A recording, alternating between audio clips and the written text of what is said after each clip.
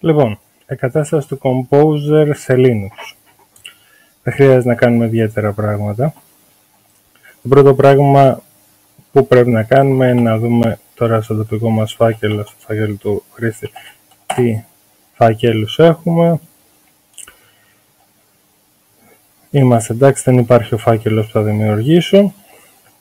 Οπότε mkdir devutils, ένας απλός φάκελος απλά για να εγκαταστήσουμε, κατεβάσουμε το Composer.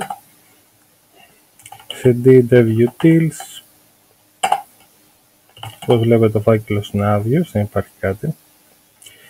Λοιπόν, θα πάμε στο Composer, θα πάμε εδώ πέρα να τσιμπήσουμε και θα πούμε wget αυτό εδώ. Μπαμ. Λοιπόν,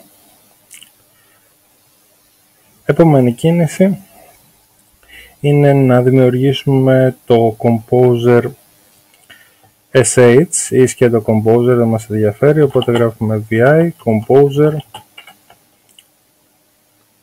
Μπαμ. Και βάζουμε εδώ πέρα την εισαγωγή bin bus, γράφουμε τι γράφουμε. Λοιπόν, θα γράψουμε php το τοπικό δομικό μας φάκελο devutils composer far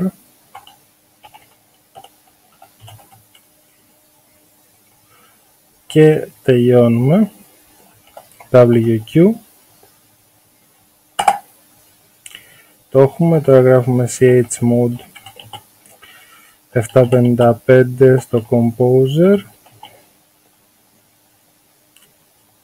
βασικά για να είμαστε σίγουροι ότι θα τρέξει.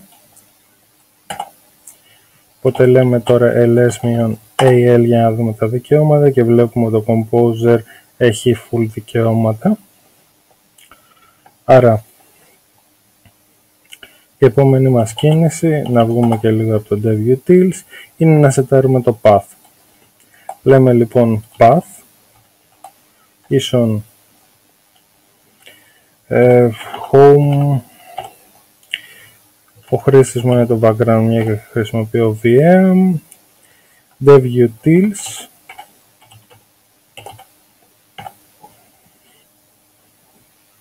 αναγκαία τελεία και η μεταβλητή του path. Καλά μέχρι εδώ, μπαμ, έκλεισε και τώρα γράφουμε Composer και εγκαταστάθηκε. Πάρα πολύ ωραία. Ωραία. Άρα δεν χρειάζεται να κάνουμε περίεργα κόλπα.